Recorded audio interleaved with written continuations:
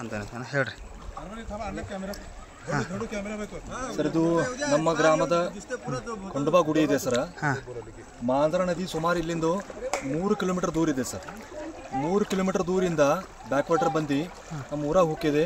ಇದು ಗುಡಿ ಇಲ್ಲ, ನೀರು ಗುಡಿಯಾಗ ನೀರು ಎಲ್ಲ ಪೂರ ಹೋಗ್ಬಿಟ್ಟಿದೆ ಸರ್. ಅಲ್ಲಿಂದ ಇಲ್ಲಿವರೆಗೆ ಬೆಳಿ ನಾಶ ಆಗ್ಬಿಟ್ಟಿದಾವ ಸರ್.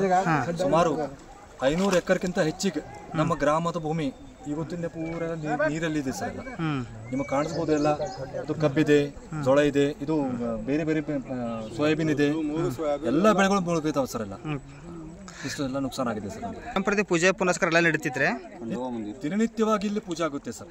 ಬೆಳಗ್ಗೆ ಯಾಕಂದ್ರೆ ಊರಿಗೆ ಹತ್ತಿದ ಇರೋದ್ರಿಂದ ಮಹಿಳೆಯರು ಮಕ್ಕಳು ಎಲ್ಲ ಪೂರ ಇಲ್ಲಿ ಶರಣ ಮಾಡ್ತಾರ, ಪೂಜೆ ಮಾಡ್ತಾರ, ದಿನನಿತ್ಯವಾಗಿ ಪೂಜೆ ಮಾಡ್ತಾರೆ. ಮತ್ತೆ ಈಗ ಮುಳುಗಡೆ ಆಗೈತಲ್ರಿ, ಈಗೆಲ್ಲ ಹೆಂಗ್ ಮಾಡ್ತಾರೋ? ಈಗೆಲ್ಲ ಪೂಜೆ 3 ದಿವಸ ಆಯ್ತು ಪೂಜೆ ಆಗ್ತಾ ಇಲ್ಲ ಸರ್. ಹಂಗೆ ಬಿಟ್ಟಿದ್ದೇವೆ. ಯಾರ ಭಕ್ತರಿದ್ದಾರೆ ಇದ್ದಿದ್ರೆ ನೀರಲ್ಲೇ ಬಂದು ಪೂಜೆ ಮಾಡ್ತಾರೆ ಸರ್ ಅವರು. ನಿಮ್ಮ ಹೆಸರು ಹೇಳ್ರಿ?